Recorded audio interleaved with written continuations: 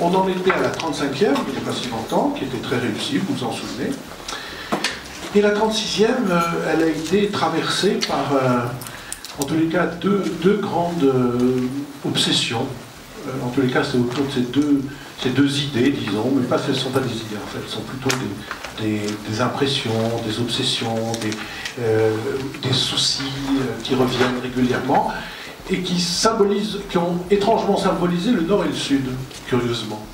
Le Nord d'abord, parce que je me suis longuement, après plus de 30 ans de bons et loyaux services à la disposition de la danse contemporaine, je me suis beaucoup posé la question du statut des compagnies aujourd'hui, des grosses compagnies qui ont été créées au XXe siècle par les grands créateurs de la danse contemporaine du XXe siècle et qui presque tous sont disparus.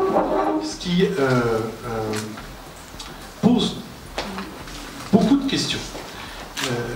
Y compris en termes économiques, c'est-à-dire qu'aujourd'hui, remplir le quorum, par exemple, n'est pas si facile, pas en termes de public, ça c'est pas si difficile que ça, non, de trouver les grandes compagnies dans le monde, les grandes compagnies qui sont aujourd'hui encore vecteurs d'idées chorégraphiques et non pas simplement de formes commerciales. Ça c'est assez difficile. Et on a bien vu, donc, derrière eux, on laissait des grandes compagnies qui sont devenues des marques pour quelques-unes d'entre elles.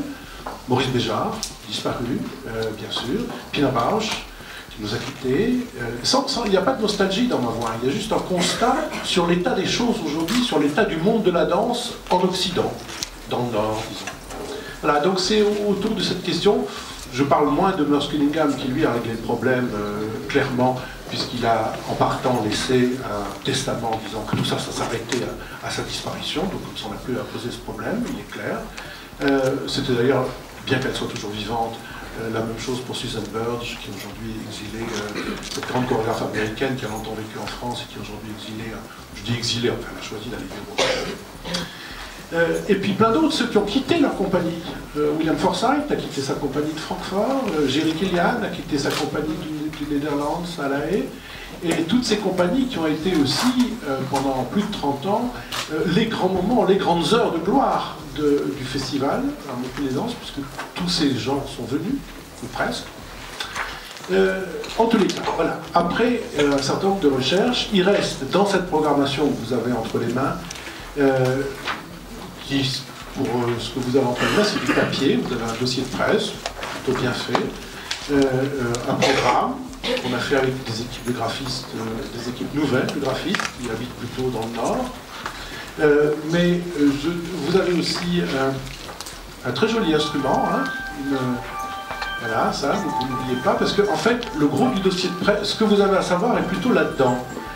Et ce que j'ai voulu beaucoup, ce sur quoi j'ai voulu vraiment travailler, c'est sur les compléments d'information que vous ne pouvez pas avoir avec du papier, dont on va peu à peu se détacher, vous le savez d'ailleurs, je ne sais pas combien de temps ça prendra, mais peu à peu, on se détachera du papier. Déjà cette année, une grosse innovation, nous n'envoyons plus le programme, nous l'envoyons qu'à ceux qui le demandent.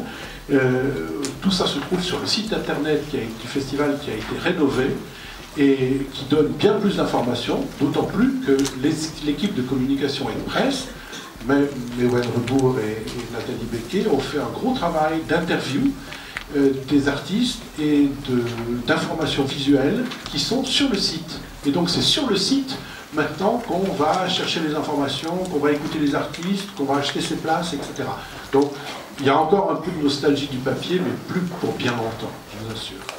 Donc je reviens à mes grandes compagnies. Dans cette édition, il en restera deux, si j'ose dire. Il restera la grande compagnie suédoise de Brigitte Kullberg, qui a été une des femmes, en cette journée du immense, une des femmes qui a été tout à fait essentielle au développement de la danse contemporaine. D'ailleurs, on en disait deux mots tout à l'heure, la danse dite contemporaine a à l'origine été un art de femme. Ensuite, les choses se sont compliquées dans la mesure où cet art s'est peu à peu institutionnalisé, ça veut dire où il a circulé du pouvoir, et à partir du moment où il a circulé du pouvoir, les hommes ont fait leur comeback, bien sûr. Voilà, donc grosso modo, c'est à peu près comme ça que ça s'est conçu, la petite histoire de la danse contemporaine en Occident. Je dis toujours ça parce que le monde n'est pas identique partout, tout ne fonctionne pas pareil. Bon. Donc, cette grande compagnie de Brigitte Kullberg, qui a été un moment dont le fils s'est occupé à un moment, Matzek. D'ailleurs, ça a valu une espèce de vie, ça ressemblait aux Atrides, enfin c'était assez compliqué la vie de la compagnie Kullberg. Aujourd'hui, elle est dirigée par un Hollandais formidable, extraordinaire, qui connaît beaucoup de choses, qui s'appelle Gabriel Smets, et qui en a fait une compagnie, et voilà une des possibilités des grandes compagnies de danse et leur évolution, qui en a fait une compagnie de création. Une compagnie de création qui confie à des jeunes créateurs, comme Trajan Larel, par exemple, que vous avez pu découvrir l'été dernier à Montpellier, ou Esther Saladon, qui a été invitée au Centre chorégraphique à plusieurs reprises, etc. Donc là, il s'agit d'une création qu'on va présenter en plein air dans le théâtre de l'Agora, une création de Deborah Hay. Deborah Hay est une des dernières grandes chorégraphes américaines, de ce qu'on a appelé la post-moderne américaine, c'est-à-dire ce mouvement qui a été au bout de la modernité en danse. Donc ça, c'est une des propositions. L'autre proposition qui est peut-être la plus spectaculaire, moi j'étais très anxieux de savoir ce qui allait se passer à Francfort après le départ de William Forsythe. William Forsythe qui est parti avec les droits de ses œuvres, enfin, etc., et qui aujourd'hui est plus ou moins rattaché au Ballet de l'Opéra de Paris, bien qu'au Ballet de l'Opéra de Paris il se passe beaucoup de choses, donc on ne sait pas exactement ce qui se passe, mais enfin, voilà, William Forsythe est installé là-bas. Et à Francfort, la municipalité de Francfort s'est alliée avec la municipalité de Dresde pour former en fait une grande compagnie contemporaine dans les mêmes lieux que là où était installé Forsythe, avec des moyens importants, une vingtaine de danseurs, une grosse administration, beaucoup de techniques et surtout un lieu absolument extraordinaire, qui était le lieu que la ville de Francfort a mis à disposition de la compagnie William Forsythe, qui est l'ancienne gare des trams, qui est donc un bâtiment du 19e siècle énorme, absolument gigantesque, magnifique, et qui est à la disposition de cette compagnie. Bon.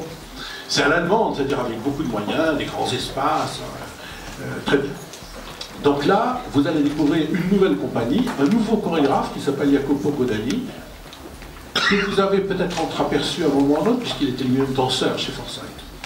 Donc il a pris la direction de cette compagnie, et c'est la première pièce qu'il fait pour cette nouvelle compagnie, qui n'a plus rien à voir avec Forsythe, mais qui est, là encore une fois, une autre manière de transformer, de faire évoluer ces compagnies de danse créées par des très grands créateurs qui aujourd'hui se sont éloignés ou qui ont disparu de leur propre compagnie. Ça, ce sont des préoccupations de riches, hein, tout ça, bien sûr. Et c'est normal, c'est normal, c'est comme ça en Occident, en tous les cas. Pour combien de temps encore? On ne va pas se poser toutes les questions le même jour. Et évidemment, vous avez déjà commencé à feuilleter le programme, vous vous en êtes déjà rendu compte. Par contre, une grande partie du Sud, c'est-à-dire de cette programmation du Sud, j'ai commencé à la faire il y a déjà un grand moment, il y a plus de 2 ans, donc elle n'est pas opportuniste par rapport à ce qui se passe aujourd'hui, mais nécessairement, elle a été nécessairement traversée par ce qui se passe depuis de nombreux mois autour de la Méditerranée. Donc c'est encore une fois une programmation méditerranéenne. Bon, vous connaissez les uns et les autres ma position là-dessus. Montpellier est la seule grande ville de danse autour de la Méditerranée, c'est-à-dire qu'elle se sent des responsabilités, excusez-moi, ou je me sens des responsabilités par rapport à ce qui se passe dans les autres pays de la Méditerranée, et particulièrement la Méditerranée au sud, bien évidemment, parce que c'est surtout là qu'on a des besoins.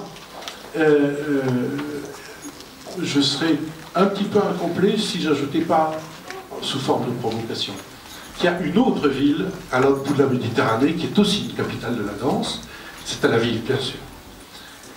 Tel Aviv, parce qu'il vit ce que moi je considère être le plus grand chorégraphe méditerranéen, c'est-à-dire Ohad Naharin, bien évidemment, qui a une maison de la danse, qui vit aussi là-bas, qui est très active, avec de nombreuses compagnies, jeunes compagnies, et surtout une kyrielle de magnifiques danseurs, ce que vous savez déjà, même si quelques-uns d'entre eux viennent nous rejoindre. Je veux évidemment parler d'Emmanuel Gade, qui est dans la salle là, et qui vit dorénavant avec nous en France. Donc tout le reste, enfin une grande partie de la programmation parle de la Méditerranée, parle des artistes de la Méditerranée, et que peu à peu, vu la situation actuelle, comment échapper à la réflexion sur le rapport des artistes avec, en général, les pouvoirs. que ce soit des pouvoirs religieux, que ce soit des pouvoirs politiques, que ce soit des pouvoirs moraux, que ce soit, je ne sais, toutes les sortes gouvernementaux, politiques. Donc on va retrouver à Montpellier, pour nous parler de tout ça et pour nous montrer tout ça, et si je pars de l'ouest vers l'est, Tawfir Izediou, qui est Marachi, qui est un chorégraphe de Marrakech, dont vous connaissez beaucoup mieux, c'est marrant, donc vous connaissez beaucoup mieux la collègue à une certaine époque, en tous les cas, qui est Bouchra Wisgen, mais ils ont démarré ensemble dans la même compagnie. Ils ont créé tous les deux le petit festival de danse de Marrakech qui s'appelle En Marche, qui ouvre là en ce moment même. Et donc Tawfir a mené, c'est un solo, mais Tawfir a mené ses propres recherches, et vous viendrez admirer ça. C'est vaguement abusif de mettre Nacera Bellaza dans la catégorie Algérie, mais elle-même se réclamant de cet aller-retour, et d'ailleurs on va constater que c'est le cas pour la plupart des artistes qui sont là. Pour la Tunisie, une autre femme, Oumaima Maïna, qui est alors une très jeune artiste, très jeune artiste tunisienne, qui démarre sa vie d'artiste, qui travaille sur place, et c'est un groupe exclusivement fait de femmes qui vient danser à Montpellier. Elle sera accompagnée, il y aura aussi comme programmation de la Tunisie, Redouane El Medev. Alors lui, qui est déjà venu à Montpellier à plusieurs reprises, c'est un peu différent dans la mesure où, un petit peu différent. Oumaima Maïna vit à Tunis, alors que Redouane vit à Paris, et qu'il a la nationalité française. Ça aussi, c'est curieusement dans ces pays difficiles où on a autre chose à faire qu'à s'occuper de la danse contemporaine, si j'ose dire. Je ne parle pas de la Tunisie avec ce qui s'est passé hier, puisque tous les jours, nous sommes informés, personnellement, je suis hanté, mais comme vous sans doute, et par les problèmes politiques que pose aujourd'hui une certaine radicalité, et bien sûr, le terrorisme, j'entends, et par la question des migrants qui semble en partie se régler, si on veut bien admettre que la Turquie joue un rôle important dans cette histoire et qu'elle semble avoir pris des positions qui permettent en partie de résoudre ces questions. Mais là, nous sommes, de mon point de vue, rentrés dans une histoire de l'Europe qui est tout à fait originale et dont nous n'arrivons pas du tout à peser l'importance aujourd'hui. Nous verrons ça encore plus tard. Je saute par-dessus la Libye, si vous voulez bien, parce que je n'ai rien trouvé en Libye qui corresponde à quoi que ce soit. Il s'y passe tellement de choses. L'Égypte n'est pas si facile. Et on tombe finalement nez à nez avec un pays qui n'est pas un pays méditerranéen, mais que j'ai volontairement rattaché à l'espace méditerranéen, puisqu'il aura été, depuis la plus haute antiquité, le pays qui fait la jointure entre notre monde méditerranéen et l'Asie. Je peux parler de l'Iran. Certains d'entre vous savent la passion que j'ai pour ce pays, pour son art, pour sa poésie, pour sa musique infernale, incroyable, magnifique, et pour le fait que, en fait, ce sont nos partenaires depuis Darius, hein, c'est des gens avec qui nous dialoguons, c'est peut-être l'autre, notre autre méditerranéen, beaucoup plus que les Chinois, qui sont beaucoup plus loin, eux, et donc avec qui le dialogue est plus difficile. La plupart des artistes iraniens, c'est pas vrai pour tous, le cinéma iranien est un immense cinéma mondial, immense, et la plupart des cinéastes iraniens vivent en Iran, toujours, même s'ils sont condamnés régulièrement. Pour ceux qui dansent, Ouman Sharifi, que vous connaissez, qui est déjà venu à Montpellier, qui, lui, il y a bien longtemps, a traversé l'Europe à pied, il avait 14 ans. Il vit en Norvège aujourd'hui, il a même, le gouvernement norvégien lui a confié la direction de la deuxième plus grosse compagnie de Norvège, qui s'appelle Carte Blanche, mais là il vient en son nom, si j'ose dire, c'est un solo, avec un orchestre de musique iranienne, ce que vous ne pouvez pas faire moins. Enfin, quand vous verrez le spectacle, vous penserez à moi, c'est de loin la musique traditionnelle aujourd'hui qui me bouleverse et qui me touche le plus. J'aime beaucoup cette musique que je trouve vraiment extraordinaire.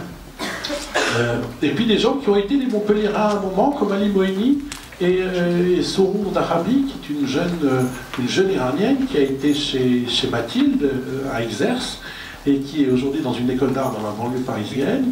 Alors là, on s'approche plutôt de la performance. Ali Moini travaille avec une marionnette qui a la même taille que lui, et voit le rapport entre les deux. Soro, ce sera une performance. Soro est très intéressé par la question du genre, par exemple. D'ailleurs, vous voyez sa photo dans le programme, c'est une photo un peu étrange comme ça. Mais mes choix ne se sont pas arrêtés là, puisque vous avez une grosse séquence de cinéma iranien. Et ça vient surtout à cause de Mitra Farahani, qui est une réalisatrice iranienne qui vit à Paris et qui a fait un film qui est peut-être à l'origine de cette édition. Allez donc savoir. Ce film s'appelle Fifi hurle de joie. On a pu le voir déjà une fois sur Arte. Et c'est un documentaire sur un peintre iranien, Moïse, qui vivait en exil à Rome et qui va mourir en cours de tournage. C'est un moment absolument extraordinaire. La caméra n'est pas sur lui, elle est en train de faire tout à fait autre chose. La caméra, elle filme de petites statuettes et on entend un grand bruit derrière et il tombe et il meurt. Et ce film est absolument extraordinaire parce que je trouve qu'il résume assez bien cette thématique du festival, en tous les cas, qui est les artistes face au pouvoir. Il a été évidemment persécuté par la police du Shah, il a évidemment été persécuté par la police des ayatollahs, voilà, c'est pour ça qu'il vivait en exil à Rome, et il a une manière de parler de l'œuvre, de son œuvre face au pouvoir, qui m'apparaît particulièrement symptomatique.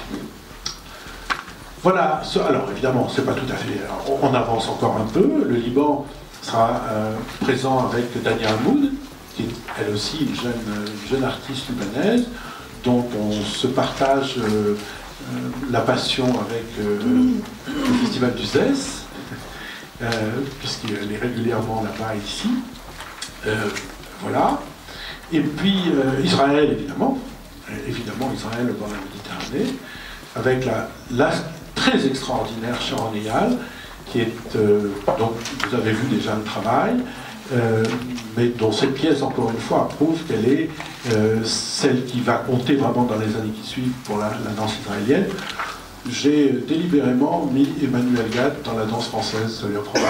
Donc, voilà, on en parlera tout à l'heure. Et puis, je ne suis pas arrêté là, parce que je suis allé jusqu'en Grèce, qui est, pour le moins qu'on puisse dire, un des pays européens méditerranéens qui pose question. Et vous découvrirez le travail de Papaioannou, Dimitris Papaioannou, que certains sportifs d'entre vous connaissent peut-être, c'est lui qui a organisé, comme Philippe de Goufflet en France, c'est lui qui a organisé la cérémonie d'ouverture des Jeux Olympiques qui se sont tenus à Athènes en 2004. Mais il vous parlera de la manière très étonnante dont le travail artistique se met en route en Grèce, puisqu'il y a zéro argent public. Donc comme ça, c'est pas assez simple. Ce qui n'empêche pas, et c'est ça qui est un trouble, qui nous trouble beaucoup, de créer des œuvres absolument énormes. Et quand il a vu le Quorum en venant visiter les lieux à Montpellier, il est évidemment tombé à la renverse.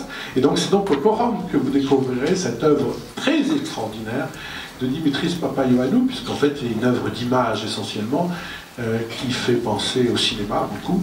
C'est des images extrêmement belles. Il a été l'assistant de Bob Wilson à une certaine époque. Même si le travail qu'il fait, enfin en tous les cas ce travail-là, qui est plutôt un travail en noir et blanc, fait penser à un théâtre sans texte ou une danse sans mouvement. Débrouillez-vous avec ça, hein, donc voilà, moi je trouve ça, en tous les cas, une des choses les plus étonnantes que j'ai vues ces dernières années.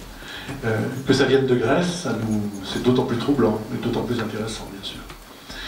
Et puis on pourrait terminer les grands événements, même s'il y en a d'autres, par l'Espagne et par Andrés Marín, le retour d'Andrés Marín, mais dans un travail un peu original, puisque c'est un travail avec deux danseurs de hip-hop de Kaderatou, le très aimé Kaderatou ici dans cette ville, directeur du centre dramatique chorégraphique de La Rochelle. C'est Kader qui a réglé le spectacle d'une certaine manière, qui en a fait la mise en scène. C'est un spectacle très graphique avec une danse à la fois flamenco et donc avec du hip-hop, tout ça est en noir, à l'avant-scène, et au fond, vous avez un grand orchestre du Rajasthan qui fait une musique traditionnelle du nord de l'Inde absolument magnifique, et l'association de cette musique indienne, du flamenco et du hip-hop, et qui va clôturer le festival, est une sorte de symbole peut-être de ce qu'on a envie de ce que j'ai envie de dire dans cette édition. Et puis vous avez au centre, voilà pour le sud, hein, vous avez au centre une programmation plus habituelle des grands festivals de danse, on pourrait dire. Donc vous aurez évidemment la nouvelle création de Christian Rizzo que tout le monde attend, une grande création avec une dizaine de danseurs. Vous avez la nouvelle création de Manuel Gatt qui est dans la salle et qui est l'artiste associé, une fois de plus, l'artiste associé à cette année, non pas à cette édition, mais à cette année. C'est lui aussi, Emmanuel, et si vous voulez lui poser des questions, il sera là. C'est lui aussi qui a réglé le travail qu'on va montrer dans les villes de la métropole, dans de nombreuses villes de la métropole. Le nouveau projet autour, on pourrait dire autour de Maggie Marin, disons comme ça. Autour de Maggie Marin, c'est-à-dire autour de Maggie Marin s'est réunie une petite dizaine de créateurs qui ont ensemble fait une œuvre.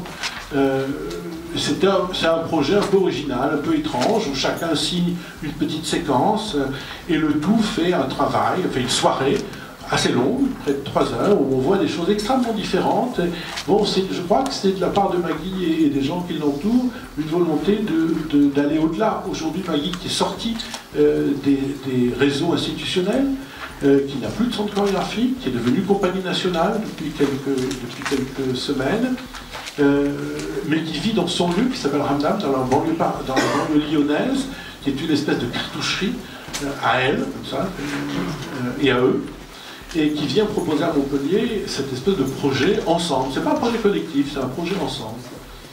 Il faudrait, et vous pourrez lui en parler, il faudrait, parce qu'il est dans la salle également, Pierre Rigal. Alors, Pierre Rigal, le nom que vous avez peut-être connu, en tous les cas, il est ici, et avant un autre événement dont je vais vous parler, un peu le symbole de cette liaison avec Toulouse, puisque dorénavant, Toulouse sera la capitale politique de cette région, mais Montpellier sera la capitale d'autre chose, la capitale de la Méditerranée, par exemple, c'en est la preuve, peut-être la capitale de la danse, tenez, pourquoi pas. En tous les cas, Pierre Rigal, que vous avez peu vu encore au festival, viendra faire, c'est un gros enjeu pour nous tous, pour lui, mais aussi pour nous, c'est une comédie musicale en plein air, dans la cour de l'Agora. Il ne sera pas la seule chose qui nous lie avec Toulouse, hein, en dehors de la présence de Dominique Salomon, évidemment, qui est importante pour nous, dorénavant. Bon, mais vous le savez déjà, à la fin de cette année, dans la saison, donc, on mettra sur le plateau du Quorum le ballet du Capitole, le ballet national du Capitole, avec, dans la fosse, l'orchestre de Montpellier. Une manière de travailler ensemble, de se revoir, même si certains d'entre vous savent aussi qu'avec Jackie Vaillant, qui dirige le théâtre Garonne à Toulouse, nous sommes en train de constituer une sorte de réseau des grandes maisons de création sur l'ensemble du territoire de cette nouvelle grande région, en disant que les partenaires artistiques et culturels sont aussi partie prenante dans la constitution de cette nouvelle région. On ne va pas toujours tout attendre des pouvoirs publics. Il est question aussi de se prendre en charge, de s'organiser entre nous pour que à cette nouvelle région corresponde une nouvelle manière peut-être de faire de la création et de soutenir les artistes dans cette région. C'est une tentative. La prochaine réunion, il y en a eu 2 à Toulouse, 1 à Narbonne, 1 à Montpellier, et la 5e réunion se fera à Tarbes. J'ai oublié encore, bien sûr, dans ces programmations habituelles du festival, alors des nouvelles créations d'artistes que vous connaissez plus ou moins.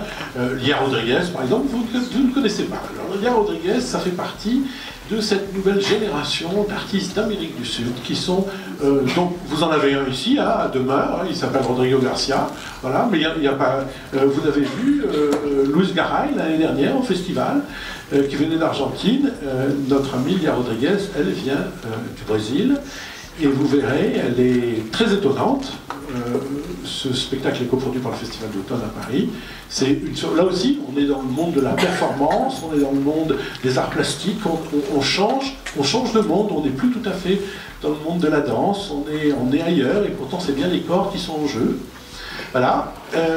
Un travail de Robin Orlin, qu'on n'a pas vu à Montpellier depuis longtemps, qui elle vient d'Afrique du Sud, même si aujourd'hui elle vit plutôt à Berlin, comme beaucoup des artistes dont nous avons parlé, qui viennent de pays lointains, mais qui beaucoup viennent s'installer en France pour des tas de raisons.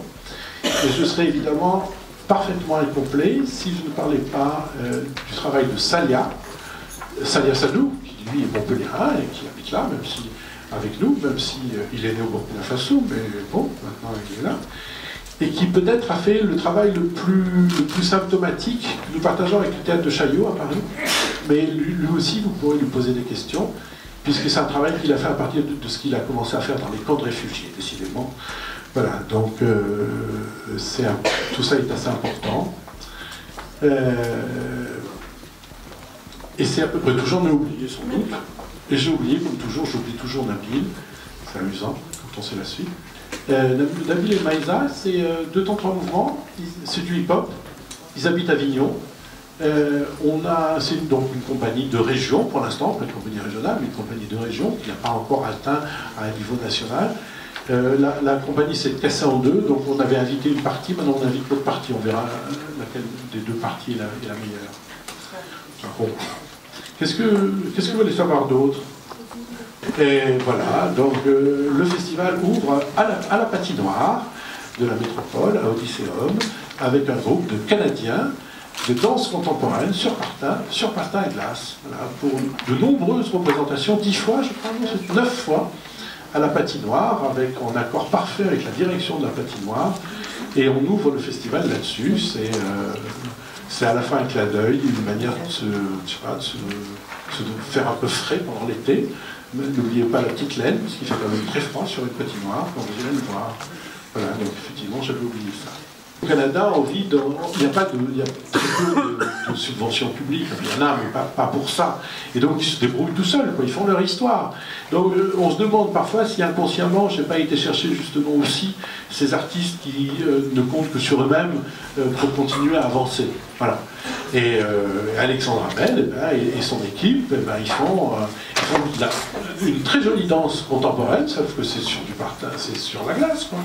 Donc, c'est attachant et sympa. On n'est pas les seuls à les avoir remarqués. Hein. Ils sont programmés au Théâtre de la Ville, ils sont programmés aux Nuits de Fourvière à Lyon. Donc c'est simplement parce que c'est vraiment un peu surprenant et souvent on associe le patinage artistique à des figures classiques ou disons un peu ringardes sur glace. Ce n'est pas le cas, c'est de la danse contemporaine, c'est de la création contemporaine sur glace. Voilà, je vais peut-être laisser parler un peu mes petits camarades. Merci. Écoutez, c'est toujours très difficile au moment où on présente le festival de prendre la parole en fonction du titre que j'ai de président du conseil d'administration. Rassurez-vous, je ne vais pas refaire ce que nous avons déjà fait en conseil d'administration d'Assemblée Générale, vous présenter les comptes, vous dire que nous avons un budget prévisionnel pour 2016 en équilibre, en espérant que nous tenons cet engagement difficile, parce que les temps aujourd'hui sont plus délicats qu'ils l'étaient il y a 10 ans ou 20 ans, et donc nous essayons de garder la même qualité, avec quelquefois moins de moyens, et avec pourtant toujours notre souci social, qui est de permettre à des gens dont les revenus ne sont pas importants, et notamment aux jeunes, de venir participer à ce festival. Je ne m'étendrai pas plus, je ne vais pas évidemment répéter ce qui vient d'être dit, et fort bien dit, je n'en ai ni la compétence ni la qualité. Je voudrais, si vous m'autorisez l'expression, faire un pas de côté pour parler de quelque chose qui m'a beaucoup frappé dans la préparation de cette nouvelle édition. C'est que nous vivons, et il n'y a pas besoin d'insister beaucoup, dans une période plus que troublée, plus qu'agitée, où tous les jours nous attendons les nouvelles les plus alarmantes. Et comment, dans cette situation aussi difficile et quelquefois chaotique, s'adonner à de la danse? Est-ce qu'il n'y a pas là quelque chose d'un peu gratuit, d'un peu curieusement décalé par rapport aux soucis que nous avons comme citoyens? Et il m'a semblé que la programmation de Jean-Paul répondait précisément à cette question en faisant venir les artistes du pourtour méditerranéen qui nous disent à leur manière la façon dont ils ont trouvé la réponse à ces oppressions, à ces violences, à cette guerre dans laquelle ils sont quelquefois immergés. Et finalement, les spectacles ne sont pas autre chose que la représentation physique, esthétique d'une certaine manière, d'une réponse à cette situation. Donc nous ne nous échappons pas du monde dans lequel nous sommes en allant voir ce festival. Nous sommes en plein dans la manière dont, avec un art particulier, des personnes venues de tout ce pourtour méditerranéen nous disent la manière qu'ils ont trouvé de répondre ou de répliquer à cette violence à la fois quotidienne et quelquefois malheureusement très ancienne. Et donc, pour ne pas dire plus, venir, je dirais, assister au festival aura en plus cet été, je dirais presque une qualité militante.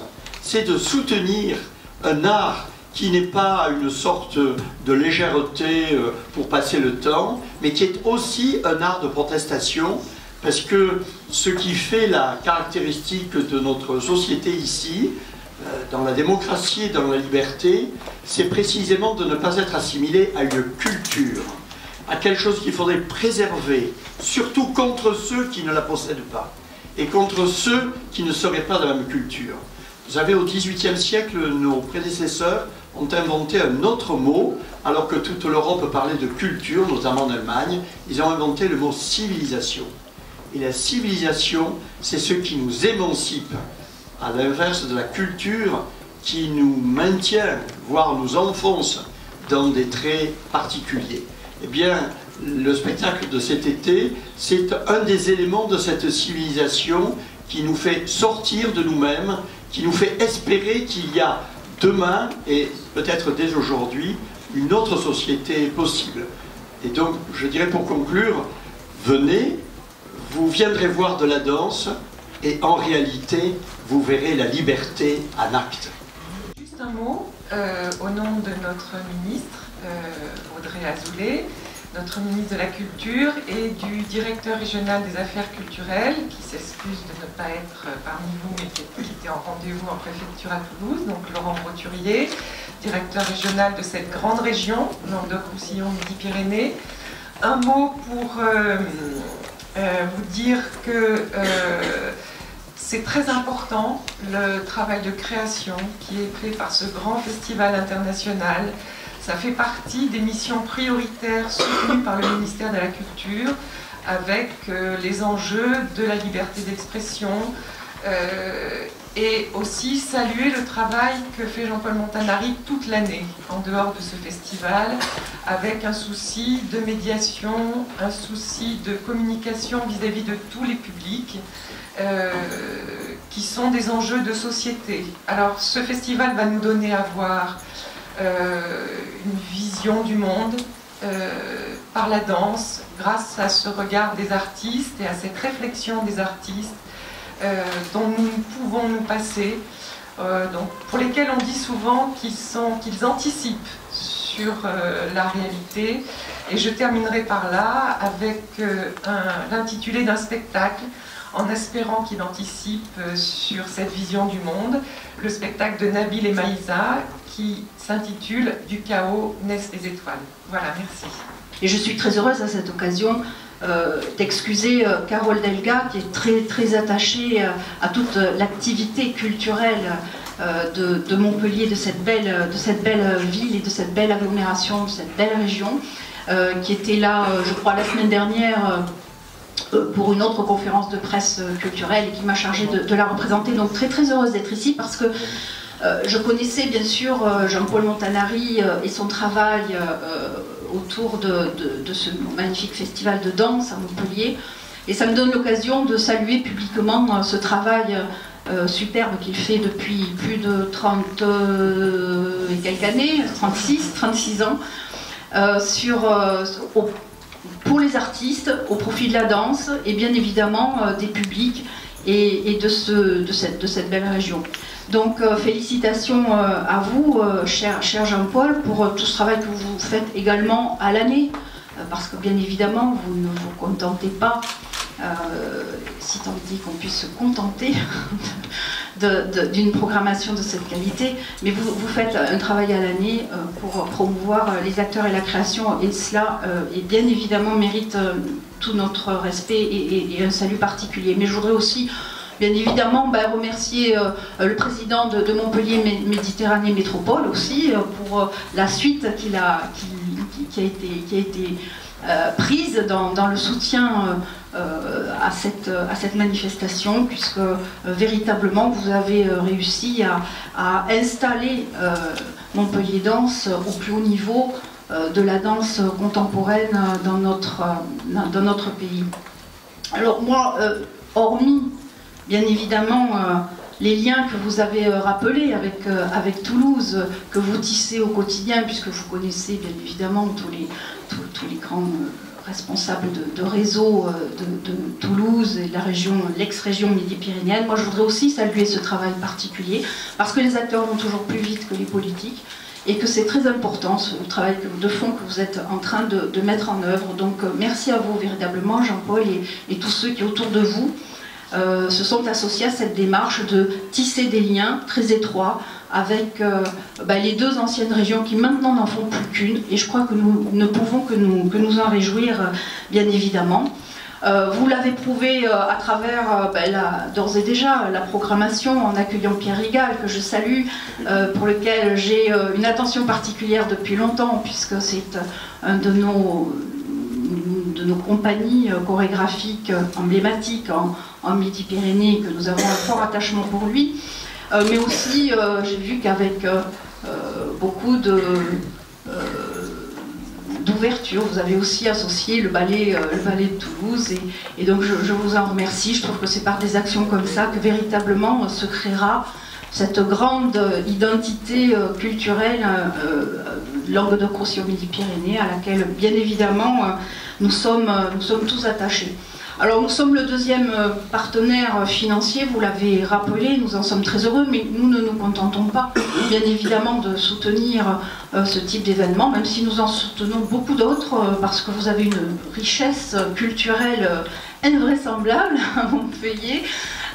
Mais nous soutenons aussi des compagnies, nous avons une action aussi forte dans le soutien à la formation, et également à travers le maillage du territoire, le soutien aux scènes conventionnées, aux scènes nationales, mais ça vous le savez déjà, et je ne vous apprends rien, mais je tenais à rappeler que c'était extrêmement important aussi d'avoir cette vision peut-être plus globale, pour permettre d'avoir un aménagement équilibré et une diffusion au plus profond de nos territoires.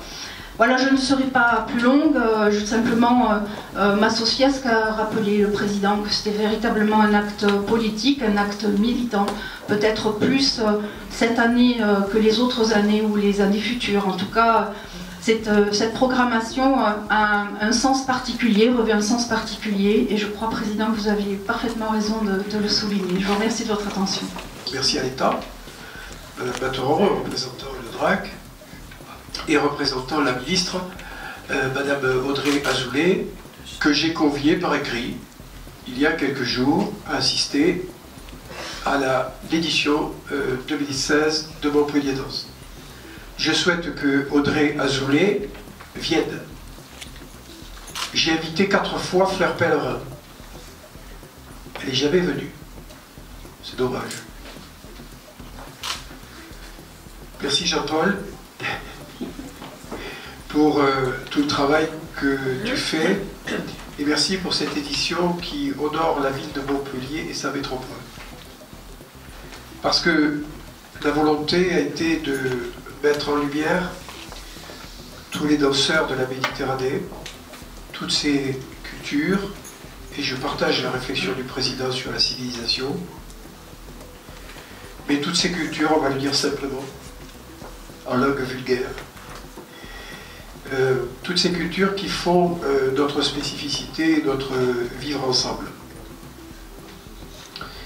Montpellier a souhaité, Montpellier et sa métropole ont souhaité donner à la culture une force particulière.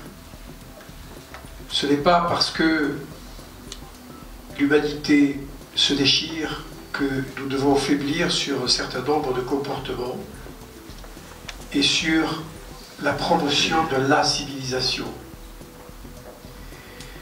Et la culture y concourt.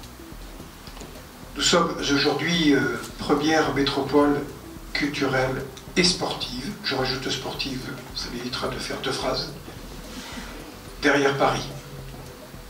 Et les 4 axe que nous avons choisi pour développer cette culture, eh bien c'est la danse, en premier lieu. En deuxième lieu, l'art contemporain.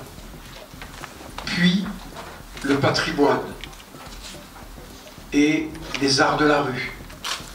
Et enfin, le cinéma. Ce que nous faisons en donnant au Festival méditerranéen du cinéma, ou du cinéma méditerranéen plus de force, en recrutant un nouveau directeur, M. Leparc, et en proposant à l'ex-ministre de la Culture, mon ami Aurélie Filippetti, de venir au festival, c'est que nous marquons le festival méditerranéen de cette pierre blanche qui donne à Montpellier sa place autour de la Méditerranée. Je n'avais pas anticipé la force que représente la réforme territoriale dans sa vie de tous les jours, dans ce qu'elle entraîne dans la vie de tous les jours. J'avais considéré qu'il y aurait deux métropoles, une grande métropole à l'ouest, Toulouse, capitale régionale, et puis d'autres métropoles de la Méditerranée, Montpellier. Mais ce que je n'avais pas estimé à sa juste valeur, c'est que, vu l'éloignement, vu le temps qu'il faut pour parcourir ce grand territoire, il y a une sorte d'amitié naturelle qui se forge peu à peu entre les villes du bord de la Méditerranée et particulièrement celles qui sont adjacentes à la ville de Montpellier. Ça, je ne l'avais pas intuité, et pourtant. Et ça donne plus de puissance à notre volonté de maintenir la culture sous les 4 aspects que je viens d'indiquer au top niveau en France. Enfin, choisir le 8 mars pour présenter la 36e édition du festival de danse, ce n'est pas anodin. Jean-Paul l'a exprimé en début de propos, c'est vouloir illustrer par l'art une journée d'acquisition des droits, une journée fondamentale pour la liberté et pour la République. Et à ce propos, je voudrais vous donner 2 scoops, et je répondrai en conclusion à la question de Mme Hernandez. Le premier scoop, c'est que dans le cadre de la journée du 8 mars, j'ai décidé que dorénavant, il n'y aurait pas de nom de rue donné à un homme sans qu'il y en ait un donné à une femme. Et c'est pas simple. Parce qu'il y a moins de femmes qui exercent le pouvoir, qui sont en vue que d'hommes. Cela permettra d'afficher un nombre identique de rues et de places pour les hommes que pour les femmes. Et deuxième scoop, avec Jean-Paul Montanari, nous avons pensé que c'est fait à 80%. On peut le dire comme ça. 70%. Mais nous avons proposé à Biancali d'assurer la cérémonie d'ouverture de la 4e ligne de tram, avec les danseurs présents sur tout le parcours, pour illustrer le centre historique de Montpellier. Et l'inauguration se fera le 1er juillet. Forme de déambulation mêlée à la danse et à la musique dans la rue, dans l'espace public, c'est-à-dire avec les Montpelliéraines et les Montpelliérains. Voilà ce que je voulais vous dire en remerciant tous les partenaires et les acteurs et en disant à Mme Hernandez que nous n'avons pas faibli sur les subventions à la culture et pour la gouvernance artistique. Les modifications de budget, elles sont à la marge, mais elles maintiennent un budget qui est solide et qui permet à la direction du festival de Montpellier Danse de proposer une grande programmation de niveau international. Nous allons maintenir cela. nous allons maintenir les aides pour la danse et nous allons maintenir les aides pour la culture de façon générale, que ce soit au travers des grands festivals, des grandes manifestations, mais aussi au niveau de toutes les manifestations qui se déclinent dans les quartiers et dans les villes de la métropole. Une douzaine de villes de la métropole, de villes et de villages de la métropole, pourront bénéficier à la fois du festival de cinéma, de la comédie du livre et bien sûr de Montpellier Danse. La métropole reste à son poste et c'est un poste de vigilance sur la citoyenneté, sur la démocratie, sur la République et bien sûr sur le bassin méditerranéen, et dans le cadre de la loi NOTRe qui nous autorise à demander un certain nombre de compétences au département sur le territoire métropolitain. Eh bien, je ne trouverais pas idiot d'installer au domaine d'eau le centre dramatique, c'est-à-dire Rodrigo Garcia. Ça pourrait donner... Lui le demande. Ça suffit pas toujours. Oui. Qu'est-ce que vous feriez de Gramont?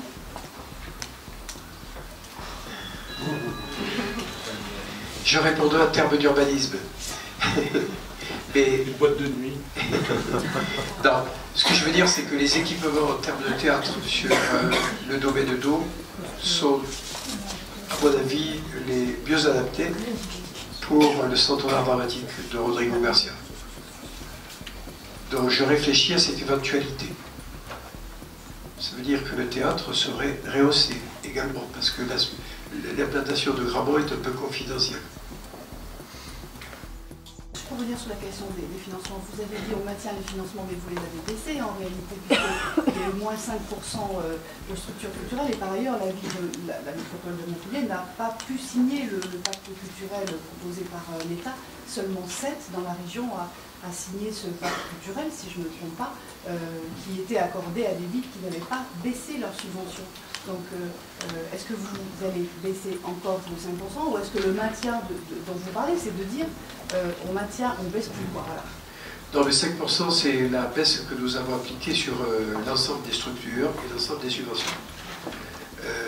On l'a fait parce que nous sommes engagés parallèlement à maintenir un niveau d'imposition zéro et nous sommes la seule ville en France avec Nantes à pouvoir répondre à cette question de façon favorable. Et là, nous avons atteint notre point d'équilibre, ça va. Il n'y aura plus de baisse sur Montpellier Danse. Et sur le reste, la culture.